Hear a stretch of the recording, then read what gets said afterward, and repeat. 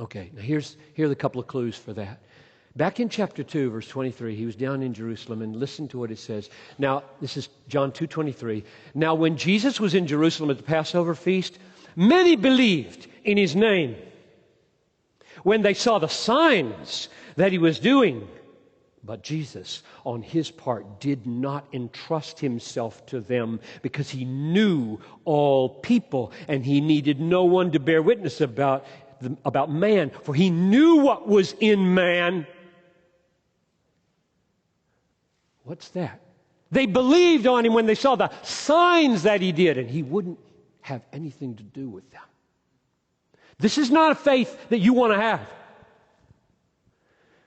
This is a faith, this is a welcoming into Galilee.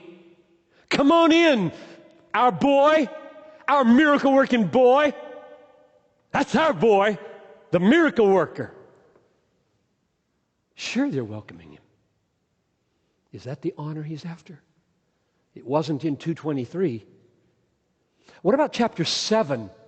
We haven't gotten there yet, but I mentioned it when we were back at 2:23. Really strange, but fits perfectly with the strangeness of this text. John 7:3. So his brothers, now these are his physical brothers, his brothers said to him, "Leave here and go to Judea, that your disciples also may see the works that you are doing. For no one does works in secret if he seeks to be known openly. If you do these things, show yourself to the world." For not even his brothers believed in him. What? They just said, go up there and do your miracles so that the world can see, because they didn't believe. They believed something. Yeah, they believed that he was a miracle worker. You bet. Big time. They'd seen it. Just like the Pharisees who saw him raise Jesus from the dead, and then what did they do? Plotted to kill him. They believed totally that Lazarus was alive. And that Jesus made it happen. You can believe all the miracles and dishonor the Lord.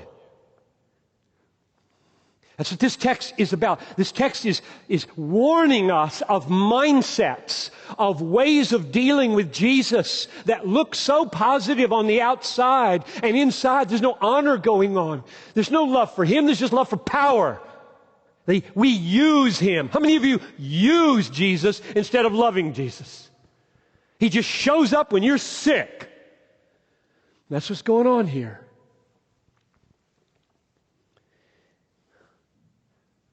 Now, back to 4:45 to 48.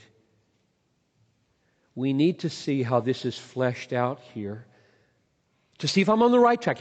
Is 2:23 and 7:3 to 5 really what's happening in Galilee?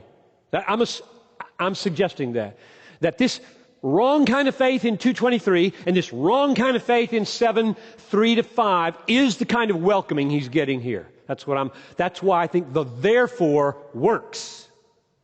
He gets no honor in Galilee, therefore they welcomed him. But now we need to see evidence. You mean really? They welcomed him in a wrong way?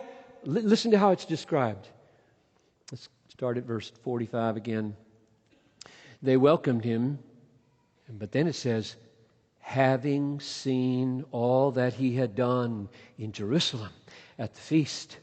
For they too had gone to the feast. So John is drawing attention to the fact that the reason they're welcoming him is because they had seen these things that he did in Jerusalem. In fact, when he mentions where he goes to meet this official, he says it's Cana, and he just adds, and that was the place where he turned water into wine. Doesn't make anything of it, he just mentions it. Like, he's got a reputation here too. That was phenomenal. And people were amazed. Wow, he could do that at our wedding maybe. And if we know him, if he's our friend, then they've got a little association there with the power, and that really feels good. Now, here's a huge question. Do you think John, the writer, is turning our attention away from this wrong receiving, wrong believing, wrong welcoming that's sign-seeking, wonder-loving, power-enamored, but not person-loving. Do you think he's now with the official? Here comes the official, who's got the sick son in Capernaum.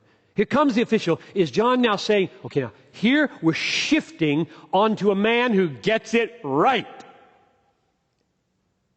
Is that what's going to happen? Let's read it. Start at 46, about in the middle or near the end of that verse, verse 46. And at Capernaum there was an official whose son was ill. When this man heard that Jesus had come from Judea to Galilee, he went to him and asked him to come down and heal his son, for he was at the point of death. Verse 48. So Jesus said to him, now mark this, he said to him, and then he uses a plural you. You can't see that in English. That is one of the tiny, tiny advantages of knowing the original language. Because in inflected languages, you can tell when pronouns are plural or singular, and you can't in English. In English, the word you could be singular, could be plural. This is plural, and yet he says it to him. Okay, so here's what he says. He says to him, unless you all, unless you all see signs and wonders, you will not believe. That's not a nice thing to say to a broken-hearted father, is it? Unless you see signs and wonders, you will not believe. So, the least we must say is this. I'm asking, is this man going to set a new paradigm for us? Is he going to set a new example of good faith? Not the wrong kind of faith, but the right kind of faith. Is the official going to get it right? Well, Jesus starts putting him in the group with the wrong. He says to you, he says to him, unless you, and then he uses the plural, you all, they're all standing around. This whole area here loves signs and wonders. And they won't believe on me without them. That's the only kind of faith I get around here. He's saying that to this man.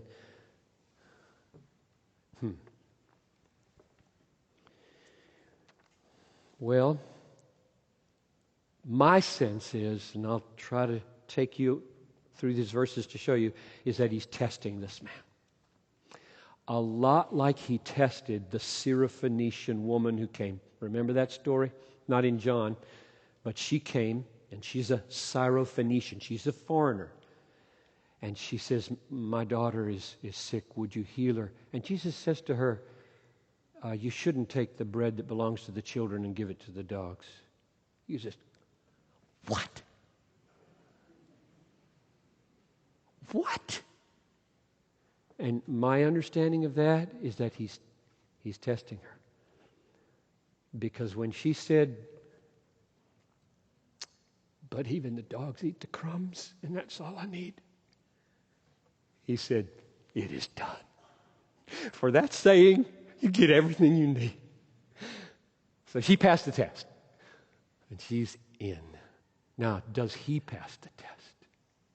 Does the official get his back up? What are you talking to me like that? I've got a sick boy. And you're telling me nobody believes on you around here except for signs and wonders. And yeah, I've just asked you for a sign and a wonder, but I don't want to get caught up in this. I just want my boy. I mean, I don't know what kind of sentimental notion you have of Jesus Christ, but just read your Bibles and it'll go away. He is so outside of everybody's box. Once you think you got him emotionally figured out, he slaps you up the side of the head. And then when you think he's that kind of a guy, he's holding you in your worst moment when everybody's abandoned you. You cannot put this man in a box. I just want to disabuse you every week I can of thinking you got him figured out.